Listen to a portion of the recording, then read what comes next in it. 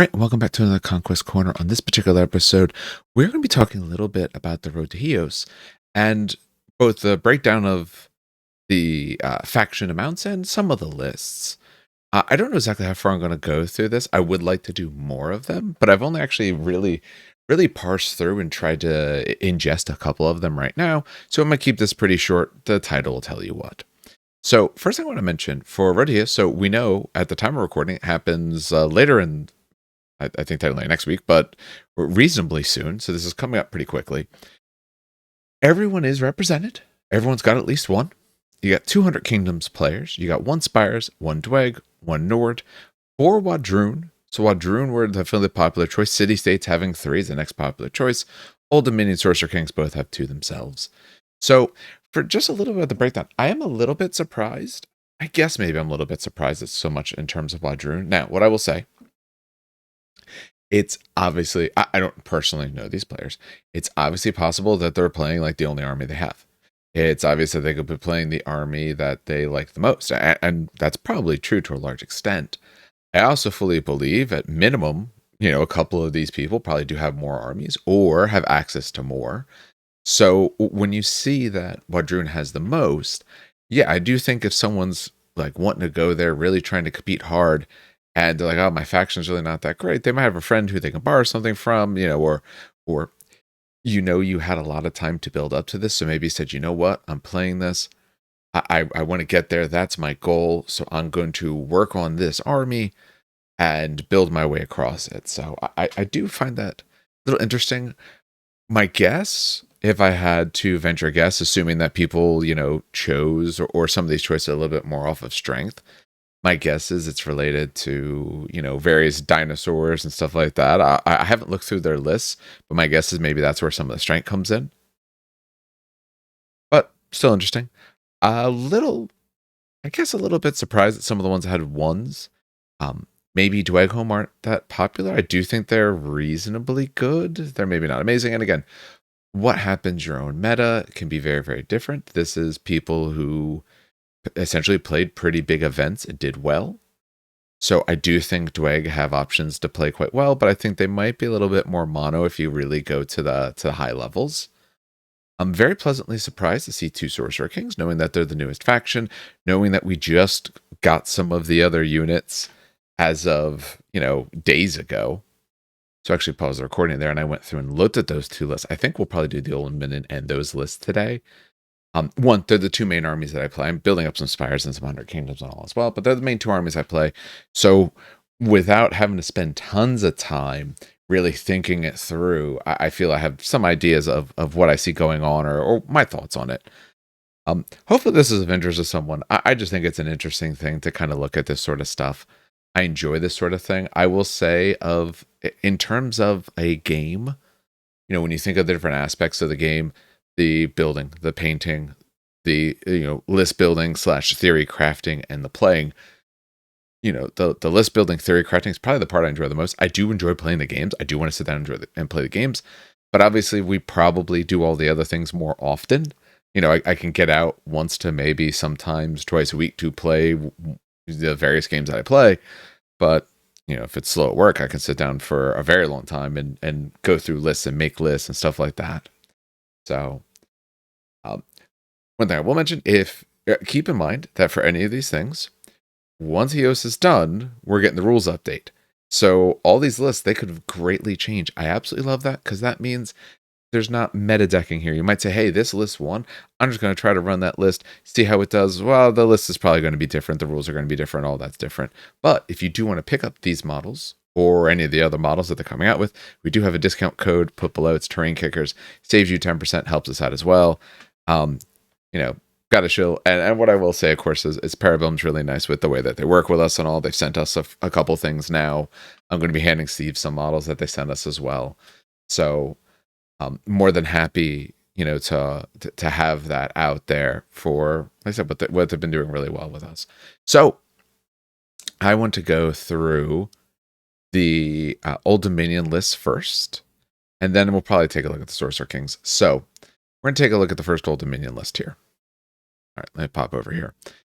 I always like to see if people have neat names. I'm sure they were restricted on what they could put for names. You can't put anything too crazed.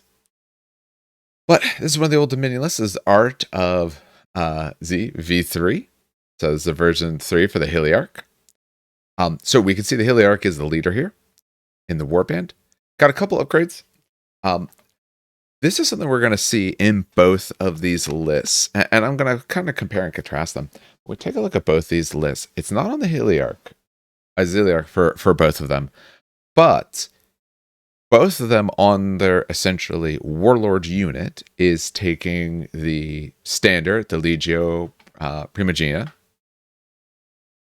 There we go. I have some of these open in a separate window to remind myself of some little details. This is the one that gives you Aura Death +2. And the Avatine armor gives you, I believe it's Tenacious. Am I correct on that? Yeah, Tenacious. So auto pass a failed defense. Since you don't take a resolve, that really actually, the one extra really does up by quite a bit. Taking a unit of Legionnaires in there, nothing too special about them. Taking an Optio. Optios are reasonably standard, I find. If you want to take something Legionnaires, I find that's usually what I end up taking. Praetorian Guard unit with a Profane Reliquary, that gives them Aura Death 2. And 2 units of Varangian Guard. So, a few things to keep in mind. If your Ziliarch is your leader, then that means that 1, you can reach level 4, of course. Level 4 being that if they're effectively touching you and they fail morales, they're going to take some extra damage. All of that. You get all the other previous bonuses. The other big thing with him is that once per game, you can choose that, hey, every regiment in his warband gets to fight twice. So effectively, they get an extra action that can only be used for clash, which means they can clash twice. That also means, though, instead, if, say, you needed to move, charge, and then you do get a clash. So you can actually do it that way. It's not necessarily as advantageous as getting 2 swings, which would be nicer. And it is a free additional clash during the activation. So that essentially spells out that they may do 2. But that does mean, say, if your Praetorians are a little too far away or something like that. I mean, you're going to time this when your 2 Varangian Guard units are locked in on someone. They're only 4 stands each. So you definitely have to be very, very careful about any of them going away. They're 5 wounds, defense 3, with Hardened, so that helps. But every stand loss here is felt pretty strongly. They, of course, have standards. You need that. You don't want to be missing these charges. But that does mean if you can get the charge in and fight twice, now you can actually get potentially a lot of damage on the things. These guys have quite a bit of cleave. If you wait long enough, you have your Marines of Old. Now you have Line Breaker. People aren't standing up well to that unless they got a decent evade. So I do like that. I think, based off of this list, that the Heliarch or Ziliarch is probably with the Praetorians. The Praetorians have an Aura Death 2.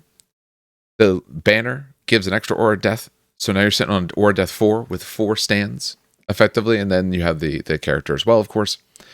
So you can have a pretty good 3 to maybe 4 frontage that's getting you these Aura Death. You could be looking at 12 to maybe 16 or so Aura Death, depending on how everything's hitting.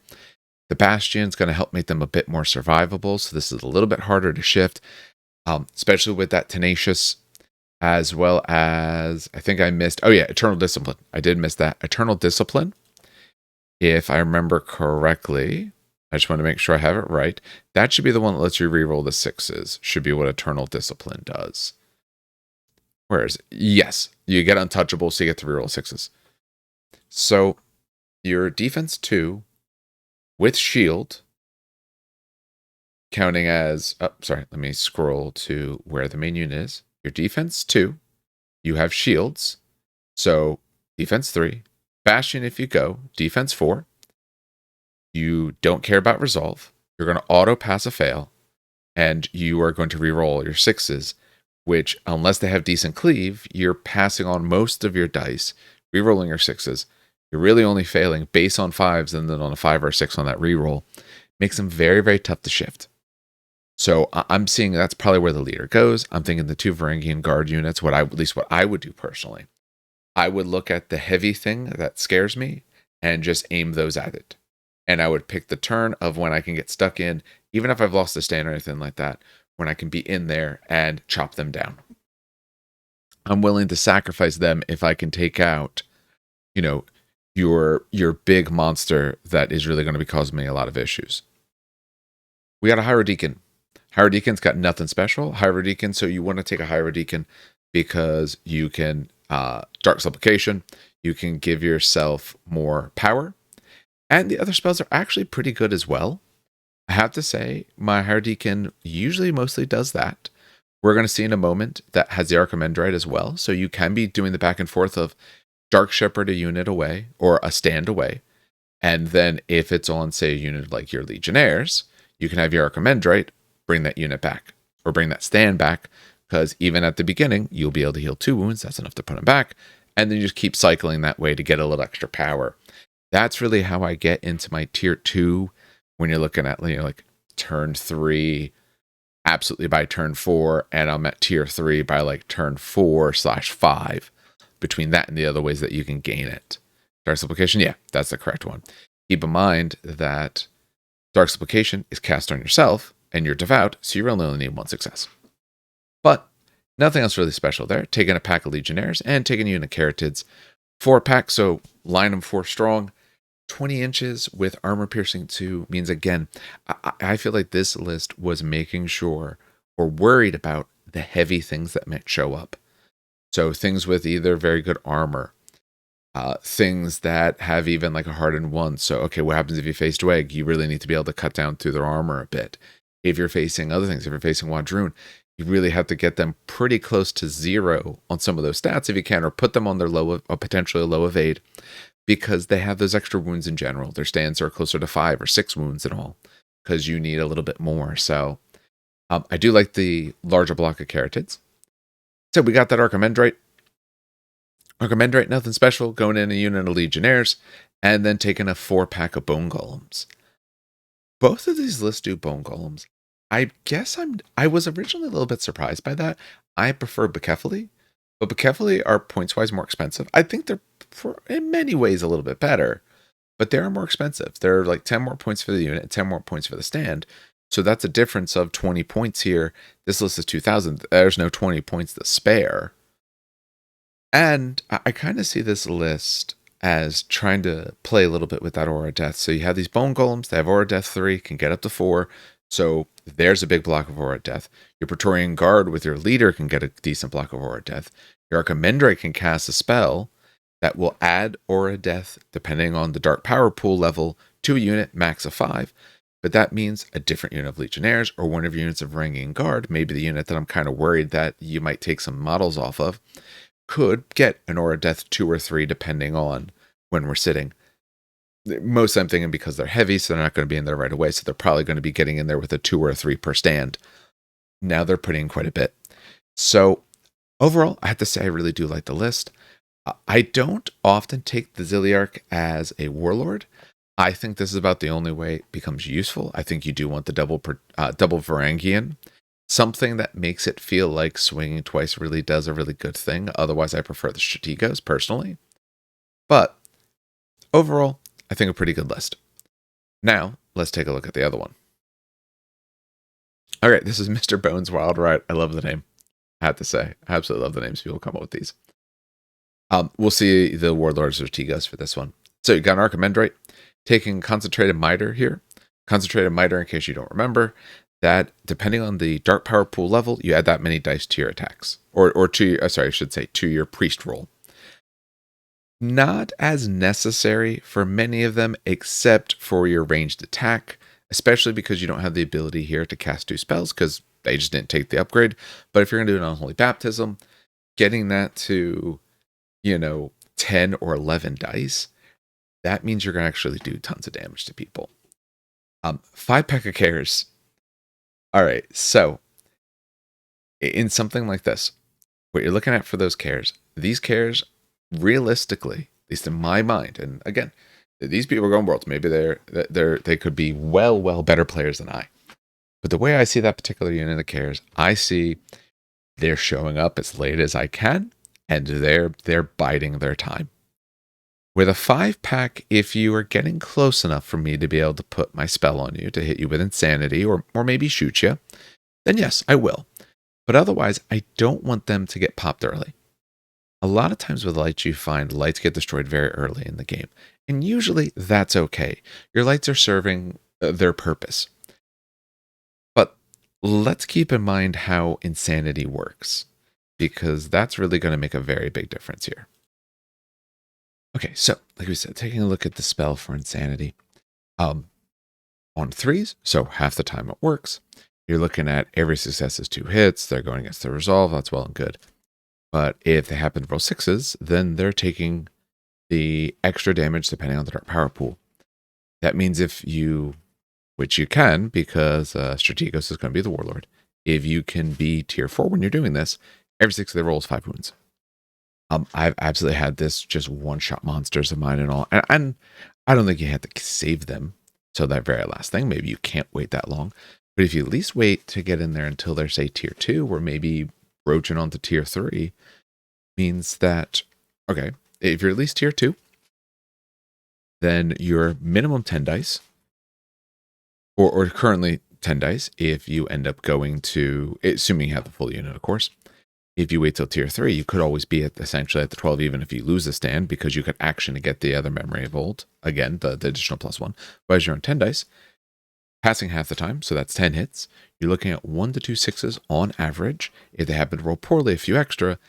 And if you're, say, on that tier 2, that means every 6 is 3 damage. So this is a unit that you absolutely want to be saving. And this is how you can potentially clear out some of those bigger targets, just depending on their die rolls. You got some Legionnaires, useful for standing objectives. They're great at doing that. 2 units of Bone Golems. Again, I was surprised at how much people were taking them. I guess because they're a little bit cheap.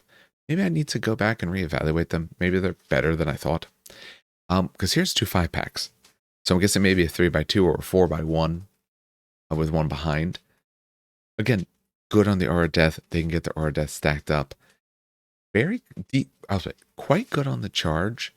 If they don't have the charge, though, they absolutely have some issues, because then they're down to 2s. You're hoping to roll the 1s with Relentless Blows, but if you don't happen to roll the 1s, it doesn't really do you much.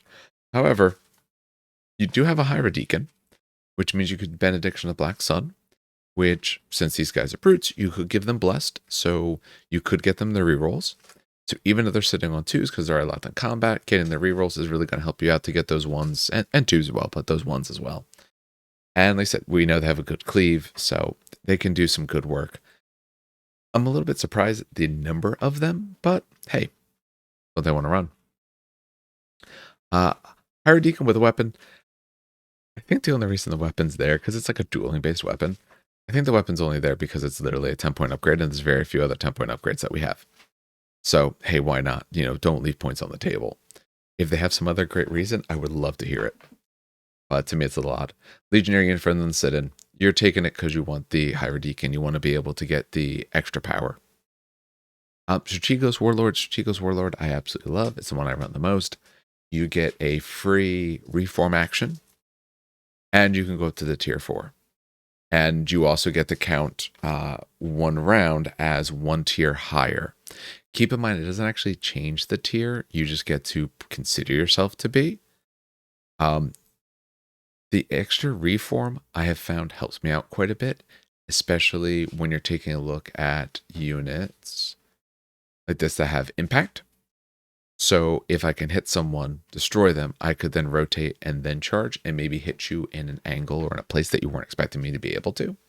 So Strategos Warlord, absolutely love that. That's why I take them most often. As a unit of Legionnaires and a Praetorian Guard, I'd put them in the Praetorian Guard. Of course, it's a 6-pack. Why wouldn't you? Aura Death 2 onto that particular unit because of this Profane Reliquary. Optio on the Legionnaire. Again, get them up onto their objective. Did the other one have an Optio as well? Oh no, the other one has a Dark Cenotaph. That's what I've been liking. The Dark Cenotaph means if you're currently capping an objective, you get an extra dark power from them. That's what I've been doing. So this is your backfield objective. This one can try to push to a closer objective. And then a big pack of Praetorian Guards, again, with the Strategos, has exactly those same upgrades. So gets extra Aura Death, so now they're Aura Death 4. You got 6 stands of them. You have the armor that's going to let you be tenacious. Count 1 fails success. and Eternal Discipline, reroll your sixes. So this is another unit that's very, very tough to shift. A little bit tougher than the other one, just because of the things they have there. Notice they're not sending them up to duel. That means, like me personally, I'd probably just be declining the duels if I'm in a position to do so. If not, at least I have a decent number of wounds. I don't resolve. I check how much damage you could possibly do to me since I have regen 1. If you can't kill me, yeah, I'll accept the duel if it would be, if I need, say, the objective I'm standing on or whatever other reason I need to do so. Both lists we see have some similarities. Both lists were running bone golems. Both lists had a little bit of a type of range. One has cares, one has caratids. Both of them did that Praetorian or a death bomb. Both of them take Hydra Deacons and Archimandrites, which I do feel to make our faction sing, you really need those two. And they both took one of the warlords that can get you to tier 4. Neither one took any, essentially, any of our cav units. So neither of them took any cataphracti. A little bit surprised with that. For the only two that are in there, I do think cataphracti are very strong. None of the brand new Centaur units are in there. No Kefli, which I'm a little bit surprised by. Mori not being in there, I understand. They're cool, but I think there's a little bit too light. No Anatheti. I think both of them were trying to go for a little bit more survivability. Both these lists to me feel like they want to be able to stand there, hit you with Aura Death, be able to slowly wade through you. Cares want to bide their time until you can be doing, 3, 4, or 5 wounds to them for every 6 that they roll. I know I did with my Rakshasa one time. I rolled 3 6s that defeated them right there, kind of thing. So, of the two lists, I do like personally this one better. I don't know if I would say it's necessarily a stronger list. The two Varangian I do think are quite good.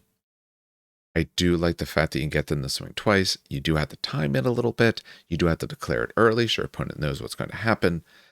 I think I just like this one a little bit better because I personally like the Chios more as the warlord. I think the 2 unit bone golems, with how tough they are, their number of wounds and all of that, can stand up to a lot of things. I think they could stand up to that other list. And I like the Dark Cenotaph as a way to be able to get that little bit of extra power, because I don't believe there was any Dark Cenotaphs here. Don't believe so. I just want to check. No, it's standards, which we know comes standard. No Dark Cenotaphs. I think the other list is going to get to its higher powers faster. And with that means that those cares, if you're looking at the wrong unit, you can just evaporate them. If, say, this was going against those Varangian, you get close enough, every 6 you roll is a stand removed. I get you to roll enough dice, you're going to miss 1 or 2 of them. At minimum, half your unit's gone in those. There were 4 packs. So personally, I do like this list a little better. Obviously, let me know below. If you are watching this on YouTube, let me know below which one you prefer, but I think this one's better, personally. All right, let's talk through another 2 sets. Let's go through the Sorcerer Kings list again. I'm picking these 2 because of the ones I happen to know the best. So, take a look at the British list here. I wasn't necessarily saying some of the players' names, just because I know some of them, they're foreign names, and I don't want to butcher their names. I'd feel really bad about doing that. Also, if I'm having to listen, love to talk to you about it, but obviously I would never try to do that before the event, just because we won't want to give away any of their trade secrets other than maybe what I see. I wanted them to say, oh, here's my plan for everything. All right. I'm sure, I haven't really looked at these 2 lists. I'm sure we're going to see the Maharaj as the lead, as the warlord. Why wouldn't you? Base Sorcerer, nothing special, taking Court of Air.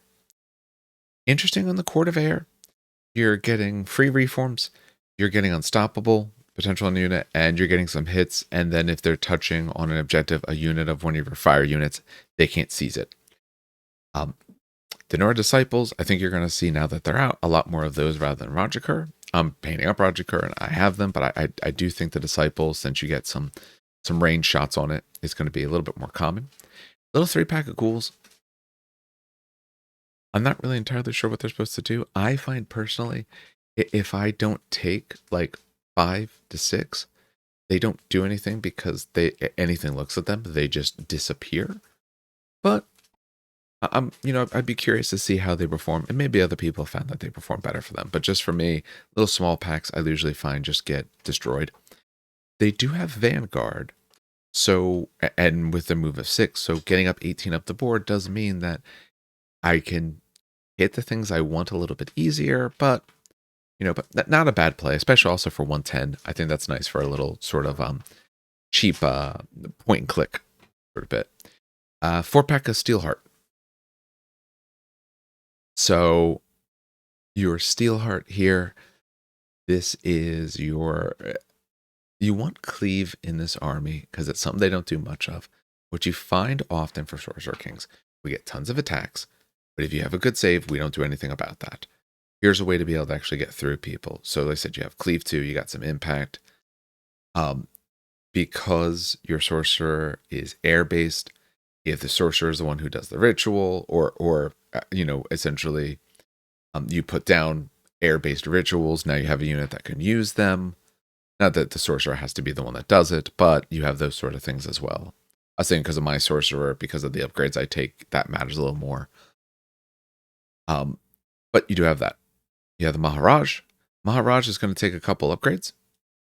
All right, Shalat, we know that's the one that gives you blessed. And when you start a ritual, you get to put 2 on it. Maharajas can do conflagration. That's the one I like to be able to do, and then have the elemental follow up afterwards. That's the core thing that I do, so I absolutely agree with that. For the other upgrade, that's actually an upgrade I don't normally take. So Nyatrin gives them Wizard +1. And regiments are 3 less for scaling purposes. So more likely to get your spells off. I usually take mine fire, so when you take a look at air, get +2 to marches. You get to hit them with base damage on lightning bolt. So getting 1 extra die on that and less in terms of scaling, although that doesn't scale. A homing winds is scaling. That's the reroll ranged attack. They do have a unit of Flamecasters. And we know they have a couple units of the Nora Disciples. So you got the Maharaj. He's going in there. A good spot for him to be because 20 inches out, that means in that little 4-pack, they can be putting damage down. 4-pack means they do actually have to destroy the 4 to take him out. You can't just destroy the 3 and auto take him down. And it means when you take a look at his spells are all 12 inches. He can stay back a little bit. They can be affecting it, where normally Rajakar, not that you want them swinging, but normally, unless you get closer, not really doing much for you. Now you can actually be hitting someone with a little bit of distance. Your lightning bolt is also 12 inches. Their fire is 20. So I do think that works pretty well. I think the Shalat Oz upgrade is absolutely a great call. The other one's a little interesting. I think it's absolutely fine, just not something I normally take. Sorry. Another Sorcerer. So that's 2 Sorcerers, 1 base Sorcerer. This particular Sorcerer, whoa. All right, this particular Sorcerer is getting very, very expensive. Sorcerer is normally 100 points. This particular Sorcerer is 200 points. So let's take a look at what this Sorcerer is grabbing up. It is taking a patron gift of Eye of the Blazing Tempest. I don't know exactly what that one does. Okay, yeah, that's the one that heals a elemental regiments with an 8, which is going to be big because if you notice, it's 2 units of Flamecasters, 2 units of Sword Dancers, a 5-pack and a 3-pack for Sword Dancers, a 4 and a 3 for the Flamecasters. So this one, and it has Bound to the Elements, so it's going to be in one of these units. Most likely, I would think in a Flamecaster unit because you can shoot as well. So you sit back a little bit, take your shots with them. But with all that being said, that means when you end up doing your elemental rites, you're standing there in the middle and you can actually be helping every single one. When you take your elemental rites. So you pop yourself right in the middle of these 4 units or your ghouls and stuff like that, but you can really keep them alive quite a bit. 3 is enough to bring a stand back if you're not injured. Where normally some of your other methods don't actually heal enough. We know that you can get something back if they cast a spell on it because you're born of flame or born of air and those sort of things, but 2 doesn't do you anything. This can do something for you. For other upgrades on this particular one, what is that? Bounce elements we talked about. That's how you can become a brute and then you can go into one of the units. and an elemental projection.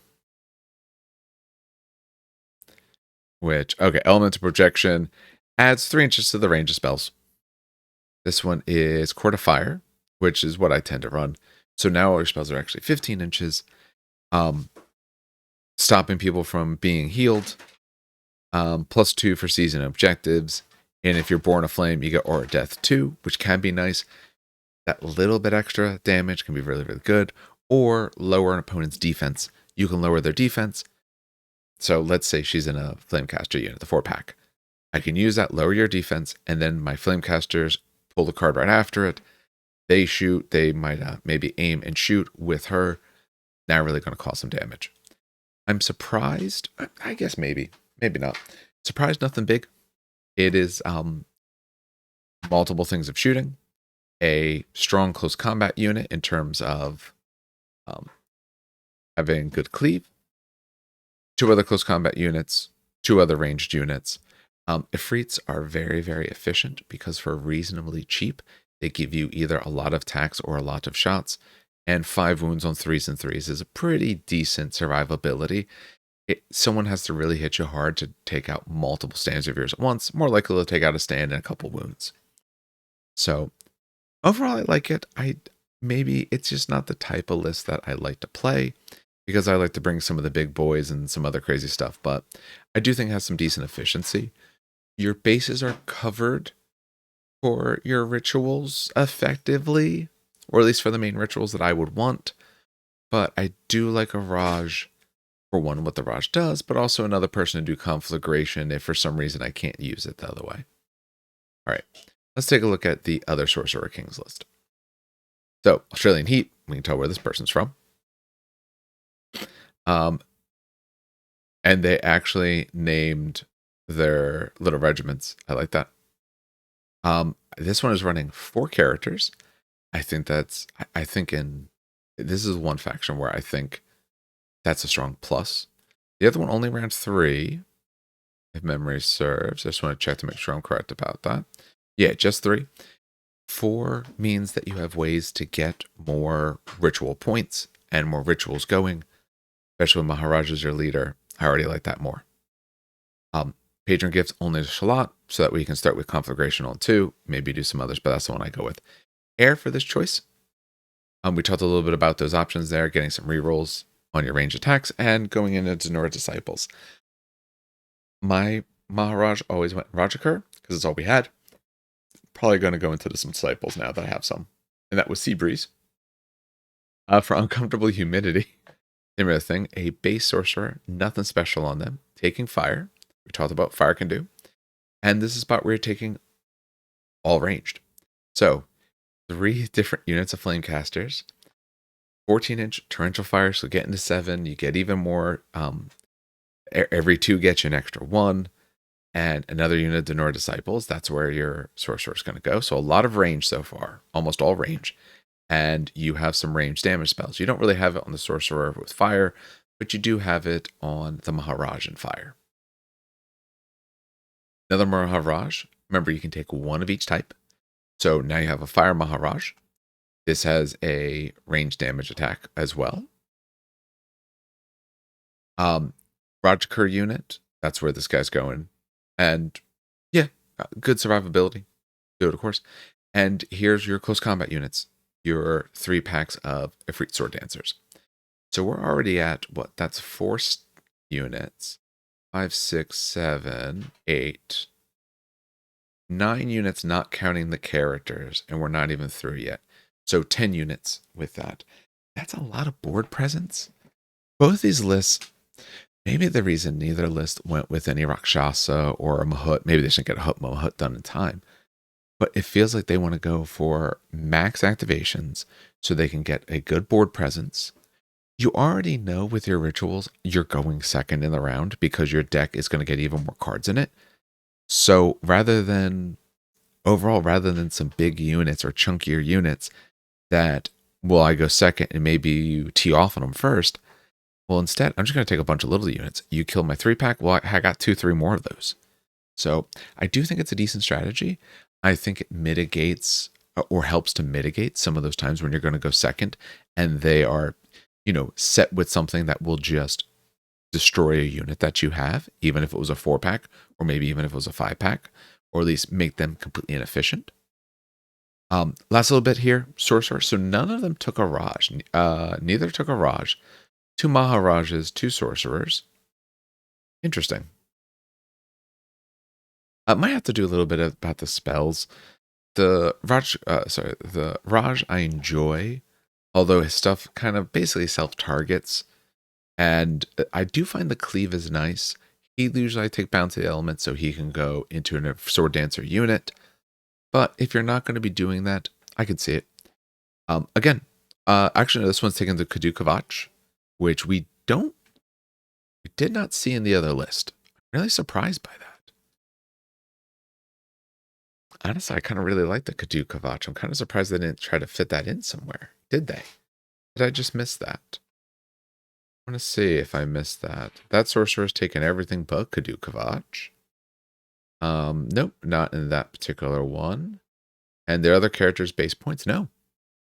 Kind of already like this list better. In case anyone's unfamiliar with what Kadukavach does. For that, when you cast a spell, take whatever type it was. If it's fire, reroll 6s for anything that's fire-based. If it's air, reroll 6 for anything that's air-based. You have 4 units, or 3 units here, that are all fire. Your Rajakur unit counts as fire because the Maharaj is in there. They don't. And then you have 3 Flamecaster units who count as fire. So all of these things are going to be hitting on 3s or maybe 4s when you're taking a look at, say, Inspired Sword Dancers, rerolling 6s. You're adding so much strength. Now, it kind of forces your hand of timing. It doesn't go off until your Sorcerer casts a spell, so you want your Sorcerer to go early. I do find one nice part of that is if you can get a Conflagration, then use the Conflagration on that Sorcerer, which means now it has gone off successfully, guaranteed. And then, Elemental Rule kicks in for the next card. Pull it immediately. Someone does 3 actions, and I know that they're rerolling 6s for themselves and everyone else. Or just about everything else in this list. There's like a unit of Denora Disciples that don't get it. And whoever's with the Air Maharaj. Otherwise, everyone has it. And that one's just going to unit Rajakur, just something nice and cheap. My guess, I'm curious, are they putting Rajakur in this unit because they're a little cheaper, 120 instead of 140, or are they doing it because they couldn't paint up the rest? Because I know mine, I just got mine like a week and a half ago. I've assembled them, I have yet to paint them. So I like this list a lot. I don't think I'd run it personally because I like our big monsters. I just find that fun to play. But if I'm going for a competitive nature, I find this list to be more competitive. Of all the ones we've done, I think it's a toss-up between this and that double Bone Golem list. I like about that double Bone Golem list is it's playing a little bit with the Art of Death, and it's getting some free turns so you can get that unpredictable nature. You get to count your power as high as you need, and it has ways to up the power a little bit faster than the other list did. What I really like about this list is, one, it runs the 4 characters, so it's very easy to get your rituals going. It takes what I think are the good upgrades. Shalat, so I can start on 2. Kadukavach, so in this sort of list, which is almost all fire, not everything, but pretty close to mostly fire, means that, I think it's literally, this spot. Everything else can get reroll 6s if the Sorcerer goes. I think you'd have to be very careful with your timing since you don't have a Raj to be able to put, say, down a Conflagration. Because, again, to me, I think that's the best one so far. Since you don't have a Raj to do that, you'd have to make sure Maharaj goes late enough that Conflagration goes off first and all of that. Especially since with Shalat, that's the person you want setting them up more. So I think that's really going to do quite a bit. I do think this list is exceptionally strong. I think the number of Flamecasters that you have here, as well as the 2 Denora Disciples, means that you can really start putting some damage on people when they're still a decent amount away, 20 inches or 14 inches. They got to get a little bit close for these guys, but you can still get some good damage on them. And as they start pulling up, the Rajakur units can kind of like be a little bit back, try to grab backfield objectives to get you even more power because of your, what's the name of the thing? Arcane Conduit. There we go. And you have your Sword Dancers, 3 units of them that just push forward. And their goal is to go hit someone. And then everything else is shooting backup support. And keep in mind, Flame Casters can fight in combat. They do have impact hits. They're not as good, of course, as Sword Dancers, but they can still do something. Unlike a lot of other shooting units in the game, they can actually fight. All right, so that is the list for 2 of the factions in there. I might do some of the others we have to see. I'd like to, but if it takes me more than about a day to do this, it's of no good to anyone. Let me know below your thoughts on these particular lists. What did you think of them? What would you have done differently? For me, if I'm looking at these 4, if I'm thinking who's going to win, anything like that, just out of these 4 lists, I kind of feeling this Sorcerer Kings list that we were just taking a look at. And again, I think that's because when you look at what the Old Dominion care about, okay, we're not going to resolve. Well, I take a bunch of shooting. You weren't going to resolve anyway. So I'm not losing damage potential there. I'm not putting tons of points into that giant monster that, has the terrifying, all of these sorts of things that you don't care about. I'm not losing out on that. I do think it's close. And this one has a lot more spells you can put out. And spells, I think, are a really big strength for Sorcerer Kings, of course. You're going to get more rituals. You need those to make this work. The more rituals you get, the better I think our lists do. So let me know your thoughts below. Let me know anything that you have. Once Chios is done and they do the rules update, we're going to go through all the rules updates. We're going to talk about all that. And then we're going to get back to our series on discussing the different units and factions and things like that. I'm saving that for now because if they're going to do updates, why talk about them now until we see what those updates will be? All right, like we said, keep in mind if you want to buy into this stuff, we got a discount code in the show notes below. Other than that, on behalf of everyone at the show, has a good hobby. It's a great gaming.